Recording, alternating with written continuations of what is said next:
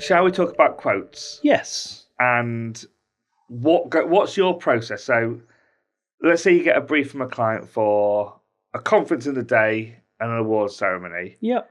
It's 400 people, Birmingham Met.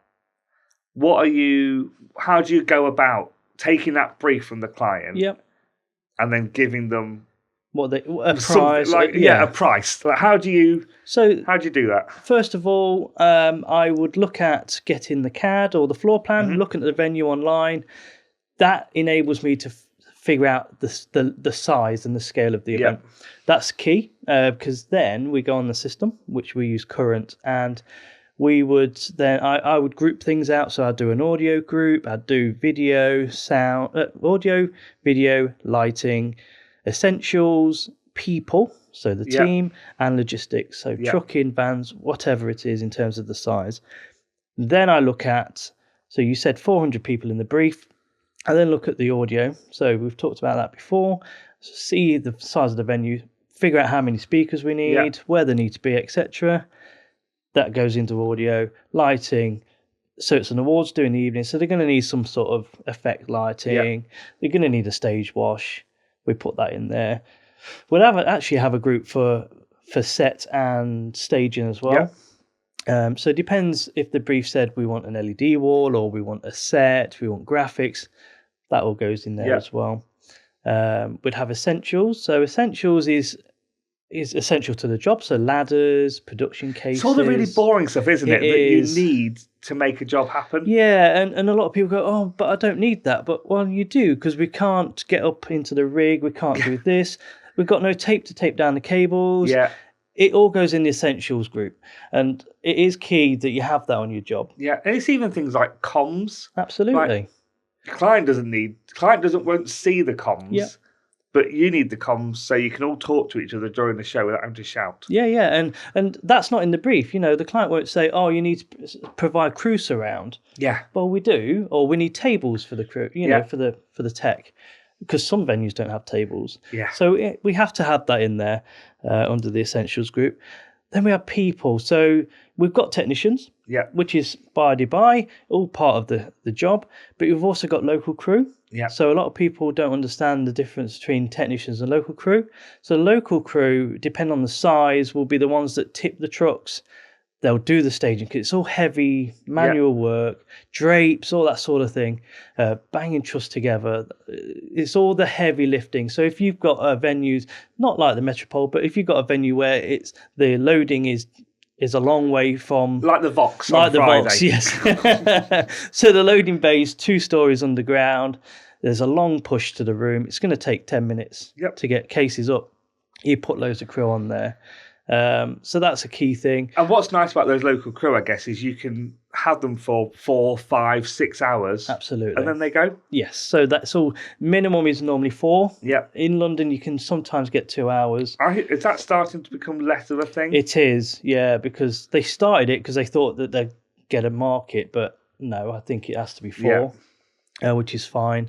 So that's one thing to look out for on your quote. It's always going to be a minimum 4 hours, even if we've only got 2 hours to get it in. Unfortunately, we have to pay 4 hours. And then logistics. So depending on the size of the job, the weight of the job, the size of the kit. If you've got a 1 meter mirror ball, that's going to take up a full van. And not weigh actually that much. Exactly. So it's going to be a full van, unfortunately. So we have to, as a production manager, we have to look at all of these elements. So we have to look at the size of the truck or a van, like I was saying. So there's different prices that are going to be associated there. Yeah. It's all predetermined in the system, apart from trucking, because trucking is based on distance and the size of the truck. So if we're looking at an Arctic truck, 44 tonner, depends where you're going in the country. To Birmingham, it's not going to be as expensive as going to London. Yeah. And sometimes those trucking companies will stay with us, depending on the size of the job. They might drive there, have a rest day almost at site, and then drive us back. That's right. Or drive the kit back. Yes. Whereas if it's a 3-day event, they'll drive, do the drop, and then they might go do 3 or 4 of the jobs and then That's it. Someone else will come back. And there's different pricing, it's different costs. So I'll get a quote based on the logistics of the job, and then we'll figure it out in terms of how it's all going to work. And what do you do in terms of like getting our team to a job? Yeah, so we've got a Vito van, so we can get 6 people in there. And what that enables us to do is to save on cost of fuel. It's very sustainable. It's eco. We don't have to pay for all the parking. Yeah. So that means we don't have to charge it to a client. That's the easiest way. Sometimes we train. Sometimes we do car share a lot. There's various different ways. It depends where in the country it is. Yeah. Also depends on how many people. Also depends on other jobs. So sometimes we have techs going from one job to another. Yeah. Because it works. So not only do I have to worry about kit, I have to worry about how people are going to get from A to B. Yeah, exactly. And I guess one of the things we haven't really talked about is almost a working document. Yes. Like a lot of work goes in behind the scenes from you and the production managers to make a document that is almost like your Bible for when you get to site. Absolutely. And I've just been working on one today for a job next week. So it's key to get it done as early as possible. Yep. It's not always that easy because we don't get the key information from other departments or from a client until very last minute. So it's trying to put it all in there. And as soon as I send it out to all the techs, the freelancers, they then get an understanding of what the job is, the key timings, where they're staying, everything like that is all in the working Which doc. is nice. They can rock up and they know exactly what's going on. There's no surprises. Absolutely. And I guess you put in the CAD plans, all the lighting plots, etc. All go into that. Absolutely. And I'll then share them key information like the floor plans. So each different department, so video, sound and lighting might have different plans for various things. And I'll give all that information to the relevant people. Yep. At least a few days before at the absolute latest. Okay. And going back to from when I was a technician, a lot of companies don't do this. Okay. And I'd always turn up on site and I didn't know what was going on. Right. So to have the production documents is really key. So I guess also that's why we charge a pre-production rate. Yeah. So it covers your time in doing all of this work. Yeah. Which makes the install really easy. Yep. Because everyone knows what they're doing. Absolutely. And happy techs is a happy job. This is true. That's my motto. This is true. Like the techs are so vital to the delivery of the job. Yeah. It's one of the reasons we spent a few grand on that hospitality kitchen. Oh yes, because they absolutely love that. Even the clients love it. I've had it on a few jobs now recently, and the techs love it. Absolutely fantastic. It's all nicely stocked. And then you say to the clients, you can come and use this as well. Yeah. They'll have their own room most of the time, but they can also use it. It's not just for the technicians. Exactly. Anybody can use it. It's there. Yeah, and it is like it's a cool thing. Like for clients to come and get and techs. Yeah. Just come and get an espresso coffee. People come and get a Diet Coke. Come and get some sweets or some crisps. Yeah, and it's the first thing that gets plugged in on site. Yeah. It's the last thing that gets taken away. Absolutely. It always goes on the back end of the truck. Yeah, it's such a good thing. As we go to 25 and it's looking like it's going to be a really busy year. Yeah, we might have to buy a second one. I think so. Yeah, definitely. Otherwise, there's going to start to be fights about who's having the kitchen on there. My job's bigger than yours. No, it isn't. It doesn't matter whose is. It's going to happen. Yeah, because if I got it first, or my job's bigger. Yeah. That's exactly what's going to happen. And the key thing is all the jobs are the same level. Doesn't matter the size. Yeah. If you're going to have that, every job needs it, basically. Yeah. So basically, next year's CapEx will be another kitchen. Yeah. Slightly lighter though this time. Yeah, it's quite heavy. It's very heavy. It's like 300 kilos. Yeah. It's a heavy one to get up a ramp on the truck. Yeah, it's John Minns' design of robust. It stayed together very well. But it's perfect. It's funny. While we're here, is there anything you wanted to ask me that either you want to know or... Do I want to know anything? I think you've been very open with everything about the company, and I love that. So there's nothing I need to ask you. We are internally probably too open to a certain extent. Yeah. But I like that. I love it. Yeah. The reasoning almost is that I want everyone to understand my thinking. Yeah. So you understand my reasoning for it and what's going on. Yeah. So if, for example, like we've not bought some mics for a while, and I know I want to buy some mics, you know why I'm not buying the mics because you know the full picture. Yeah, yeah, and that's great. It's very small business. Everybody knows what's going on. Yeah, and that's perfect. And we're not a small business; we're a medium business. So to have that, for me personally, I like to know all the ins and outs anyway. Yeah, because I'm quite nosy in that respect, and I'm very much involved. I love it. And like you're saying, to get the inner workings of your head, I think that's fair. Really is fair. But it also helps you to understand what else is going on because there's other bits.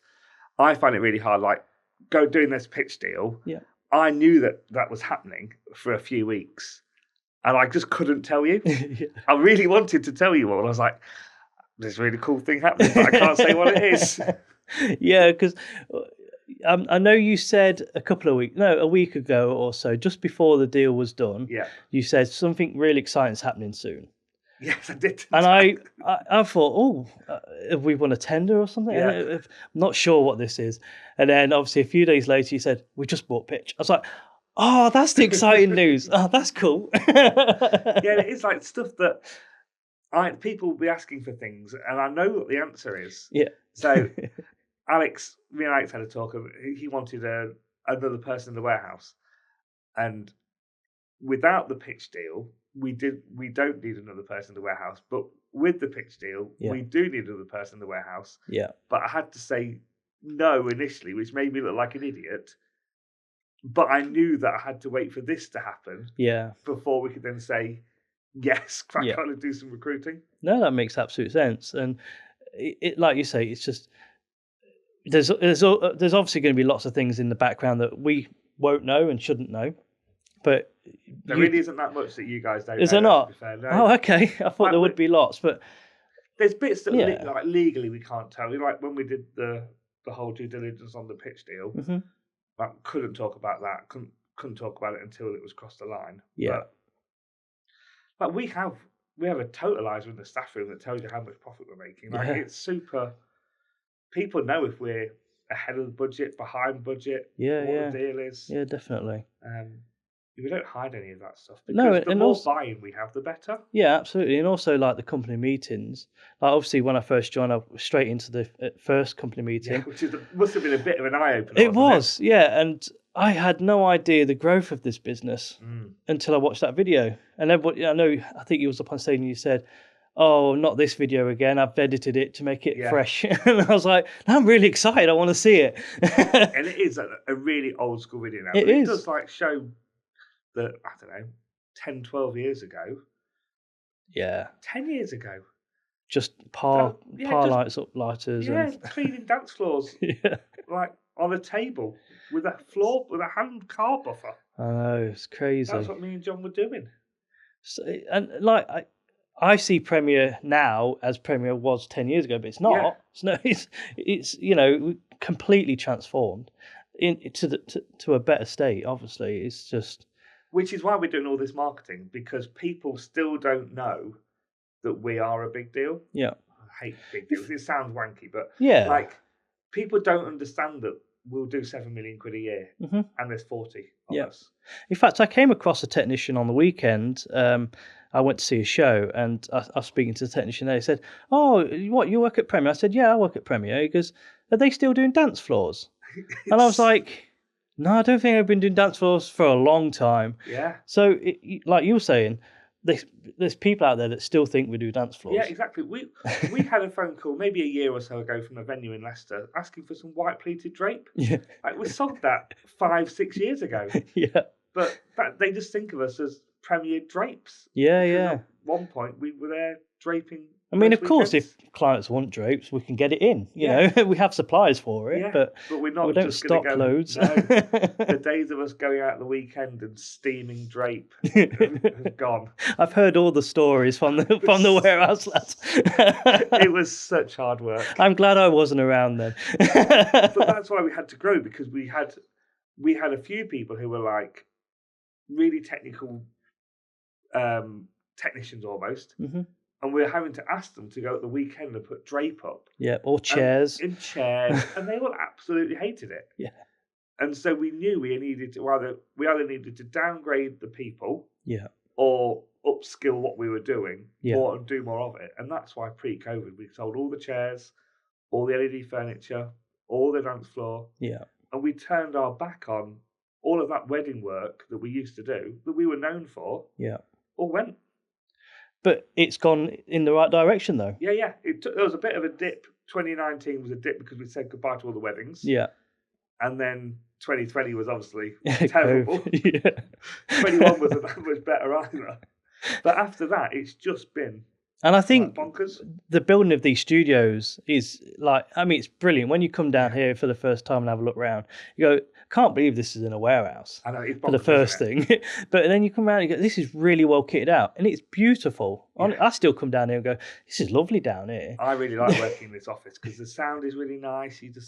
You're in your own little world. Yeah, definitely. And I one of my first freelance job for Premiere was in the green screen. Oh, okay. And I spent 2 days in the green screen, and I thought this I know this place was brilliant, but this is a fantastic setup. What were you doing in the green screen? I did lighting for a virtual awards. I can't remember who it was for, but yeah, I did lighting. I was there for 2 days. I don't know why, but nice. I was put for 2 days and I was loving it. Yeah, This was on the back of having a job interview with John just before lockdown in 2020.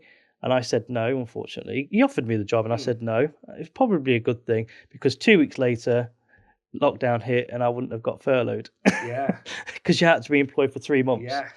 So it was like things have all aligned perfectly. About that 3 month thing. That was a problem, wasn't it? It was. Yeah. And I was genuinely about to jump ship from Nottingham Audio Visual to here as a PM, and yeah, I'm glad I said no. I mean, it didn't help that my car broke down as soon as I left the car park. Oh. So I came out of the interview, it's like, yeah, this is a good interview, and then oh no, I had to get a tow truck home. What a complete nightmare. It was almost like somebody was saying, don't do it. And luckily I didn't then. I'm so glad I'm here though. I love it. Absolutely love this place. It shows. We know that you're happy here because we can see it in everything that you do. Oh, thank you. Yeah, I absolutely love the place. Honestly, it just everybody's so cool. They are. Yeah, and that's my proudest thing almost is that no one's a dick. No, that works here. There's not one person I don't like. Yeah. Genuinely, and over like 40 odd staff, that's a pretty good achievement. Absolutely. And in the past, we have had people who were dicks. Yeah. And we made a real effort to just get them gone. Yeah. Because, not everyone, but there have been handfuls of people I thought you just need to go because you're bringing everyone else down. Yeah. It's a good place to be, and I'm glad I'm not a dick. Yes, everybody's lovely apart from me. That damn guy. He needs to go. It has been quite a fun year. Like loads has happened, really. Yeah, this year's been crazy. Absolutely crazy. Well, when did you start? November, December last year? No, 2nd of January this year. 2nd of Jan? Yeah, I've only seen this year. Next year, your first day was Christmas party, wasn't it? Basically? Yeah. So my first 3 days, I was doing all those things online, all the training stuff, which was soul destroying. It's boring, isn't it? I thought, I'll just get it done in the first 3 days as well as going and meeting everyone. And, so I did, and then we just cracked on with Palex as my first job. Yeah, big job, and I was massive for me. Yeah. Bear in mind, I'd never done this before, but John trusted me. But you had done stuff. You had. Yeah, it's not like you came in knowing nothing. Yeah. I know how events run and that, but I think just managing everything as a whole as a PM is just certainly different to just being a technician on site. What have you noticed been like the big differences? The big difference is from what technician to PM? From being like a freelance technician to being a PM as part of a company. Like, how does that roll? What are the things have you found the easiest? Yeah. And what's been the most difficult? I think the easiest thing is knowing, because being a tech, and now I'm managing techs, is that I know what they're thinking. Yeah. I know what they want. Yeah. So that's really easy. The hardest bit is is making it all work with sometimes constraints of budget, sometimes I don't know. I don't know. I don't think it is hard. I find it easy. I think it's just managing. There'll be challenges. Yeah. Oh, absolutely. I think just it's hard to pin down what's the hardest part of this job for me. Is it the pressure? Because I guess there is an element of pressure. Yeah, there is a pressure. It is on you, isn't it? Really, to deliver it. I love that. I get a kick out of that, and that's why I love it. I love this industry too much. Probably, I am definitely married to my work for various things. But I think the pressure of different jobs all happening at the same time. Like at the moment, I'm having this. I've got 6 events in the space of 3 weeks, and trying to look ahead and plan it. I like to be particular. Yeah. I like everything to be well planned, and sometimes I think about, oh no, have I forgot this, have I forgot that? Yeah, that's the hardest part. Do you do the thing where you just falling asleep at night and you go Soccerpex cable? Absolutely. Or something like that? Yeah, and sometimes I wake up and go, I've just dreamt I've done that job and I forgot that bit.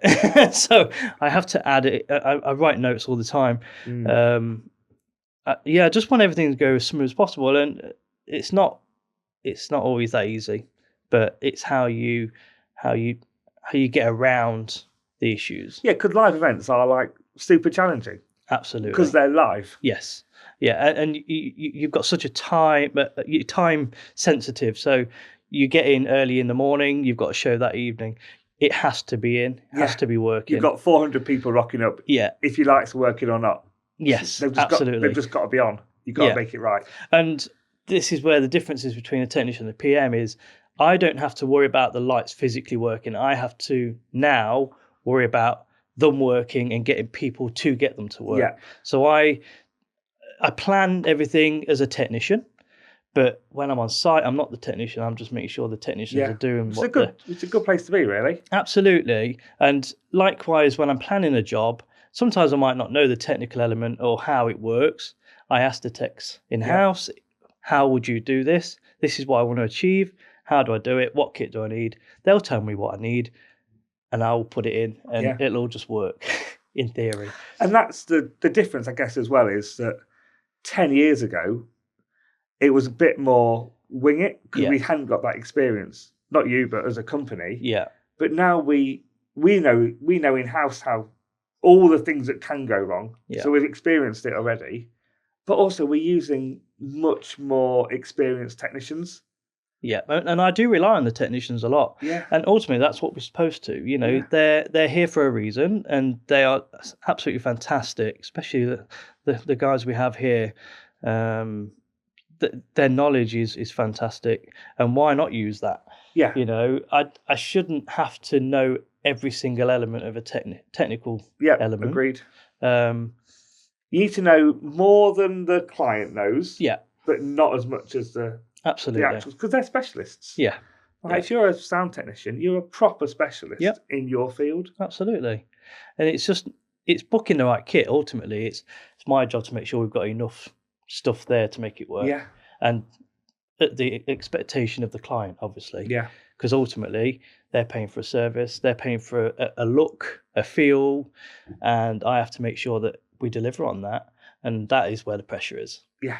And because I guess also we don't do many jobs that are all jobs matter, I guess is what I'm trying to say. Like there's no jobs that we do where if we mess it up, that's fine. It's just not acceptable. No, it isn't. No. And I touch wood, so far in the last 12 months, I've not had any jobs go wrong on me. And I don't want any jobs to go wrong. Definitely not. And I will never stand for that. And as a company, we don't either. No. And I think as a company, if I look back 10 years ago, nothing ever went wrong, but stuff was a real challenge to get across the line. Yeah.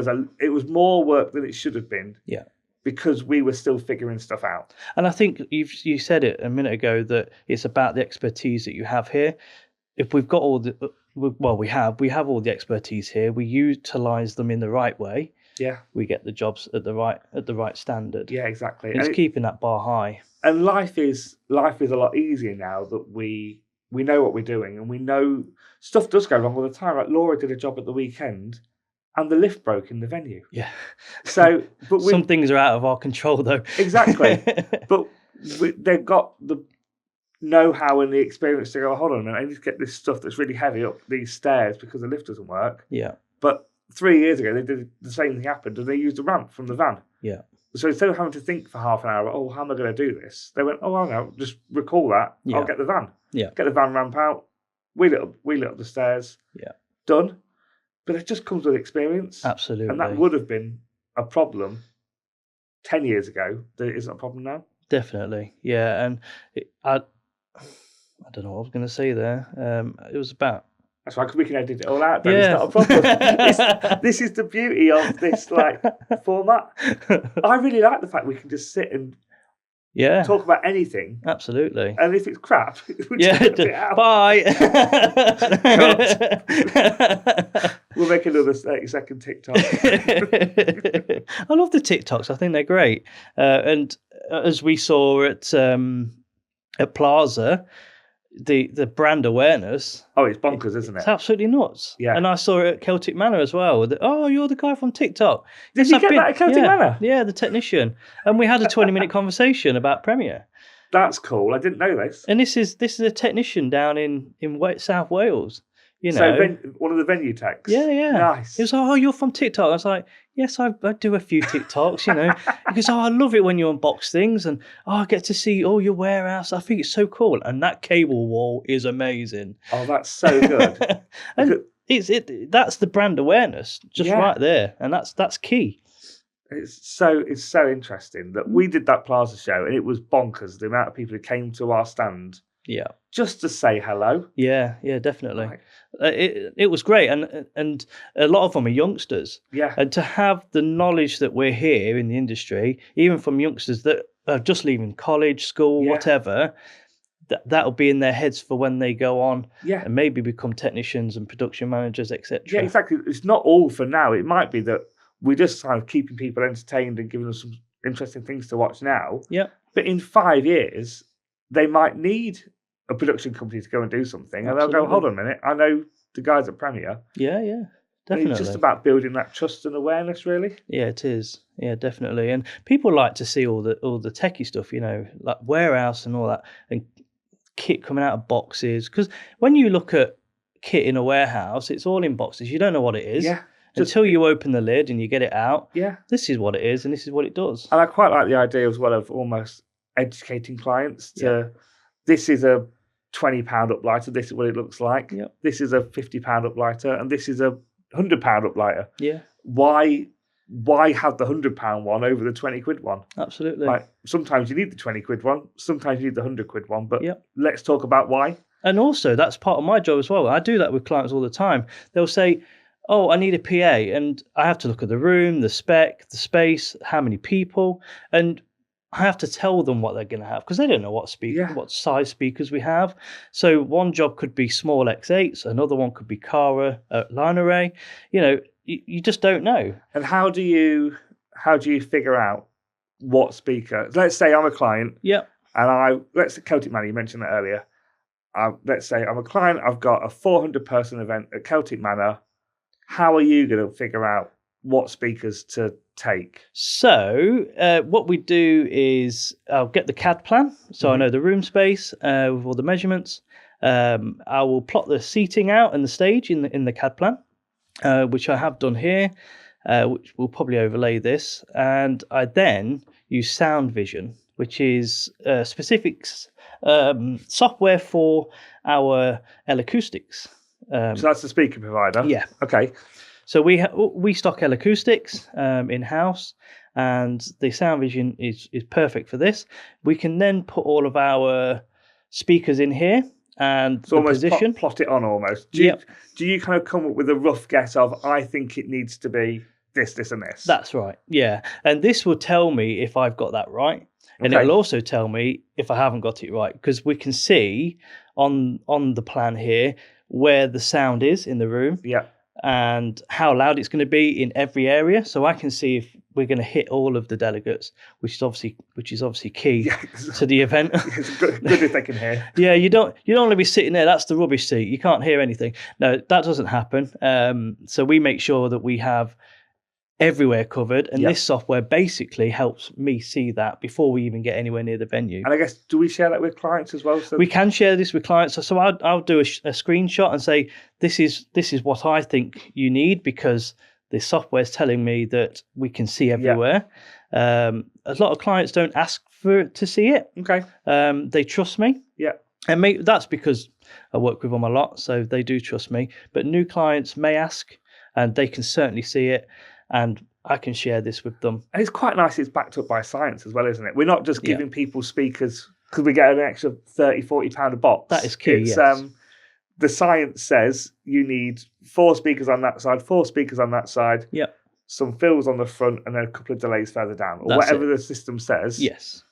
And ultimately, it's about that trust with clients, because I'm not a person that's going to start selling speakers or anything for no reason. Yeah. I sell it to them because they need it. And that's the key. Yeah, and also I guess the thing with audio as well, like, it doesn't enhance the look of the room. No. It's a vital thing. You need to hear the speech. Yeah. Ultimately, that's what the experience is. They're there to listen to the content on stage. Yeah. If you can't hear it well, then what's the point? Yeah. And I think the other thing that we do sometimes that clients might not understand is, let's say it's a 200-person conference. You could argue that actually 2 speakers at the front would be fine. If you're a client, you might think, well, I'll just have 2 at the front. Yep. But actually, the better way of doing it, and the science backs this up, is to have 2 at the front, 2 in the middle down the room, 2 further down the room with delays. Absolutely. Yeah. Because then it's not super loud for the people at the front, so people at the back can still hear. That is key. You see, with sound, you've got to think about how it's going to cut. From a stage, if it's a really long room, you're going to hear it there, and it takes a while for it to get to the back. Yeah. Now, when you put bodies in there, the audio soaks up through the body, so you might hear it when nobody's sat there. So in a sound check, it's really loud at the back. But when you've got 200, 300 people there, it's very quiet at the back. So you do need repeaters. Yeah, makes sense. Absolutely. And one of the things we should probably talk about is microphones. Yes. So at the minute, we're using Sennheiser G3 and Sennheiser G4 radio mics. Yep. But the plan for 25 is to buy some digital radio mics. Yes. Talk to me about why we need to have some digital radio mics. So when our clients say, why are you now suggesting we have this? Yep. So tell me why, so I can tell the clients. Absolutely. So digital microphones are perfect in today's world. So the airways are busy. Yeah. So we need to go digital. Otherwise, you get interference a lot. So that's the key. That's one of the key parts. The second key part is digital is encrypted. So anybody can go around with a scanner and scan the airwaves and listen to your content. Now, if you're a bank or if you're a client that doesn't want people to hear and it's sensitive information, digital is key. Yep. That is the key, because it is encrypted. You cannot get into that airwave. Which makes perfect sense. So if you're doing a company awards night and you're announcing a raffle, probably don't need to worry about it being encrypted. That's right. But if you're doing a daytime conference to all of your delegates and you're talking about sensitive financial information, probably should have digital mics. Absolutely, definitely, and it's quite a key thing now, and a lot of companies are doing it. Yeah, and it's good that we're doing it next year, which is fantastic. And I think to flag as well, we've been doing it for our corporate clients for the last few years. Yes, but we've been hiring them in. Yes. Next year we're going to buy that system, I think. Yeah. So that we can just have it in house, because what we're finding, I think, is that, and I'm not super nerdy, so tell me if this is wrong, but the availability of radio frequency channels is really becoming reduced. Yes. So whereas before you go to Birmingham Met, you might have to do a bit of planning to make it all fit in. Sometimes now it's just impossible because channels aren't available. That's right, and it's also they're being taken up by 5G, 4G. Yeah. So it's the same network. It's the same airwaves as your phone and Wi-Fi and all that sort of thing. So you are right. There's limited channels now, and so if you've got a big show with a couple of bands and it's all wireless, you're going to have to go digital. Yeah, you can't use the analog way anymore. I found that with an event recently, I wanted to buy 12 channels and I couldn't get them. Yeah. So I had to go digital, which there is a cost implication, isn't it? It's more expensive for us to buy. Yep. Which means they're slightly more expensive to rent. Yep. But it is a better system. Absolutely. And also the range is much better. Okay. And so the range is longer and better. There's also a couple of things to do with wireless that's better than analog, and that is that you can see remotely. So at the sound desk, you'll be able to see the battery levels. Yep.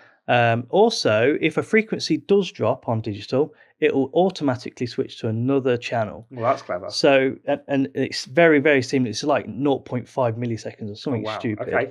So if there's a bit of interference on a channel, it'll automatically fall over to a backup channel. That's good to know. So if you've ever had that on stage where it's crackling because there's interference, you don't need to worry about that with digital. Nice. So it's that next level. Yeah, which feels like that's the way we're going.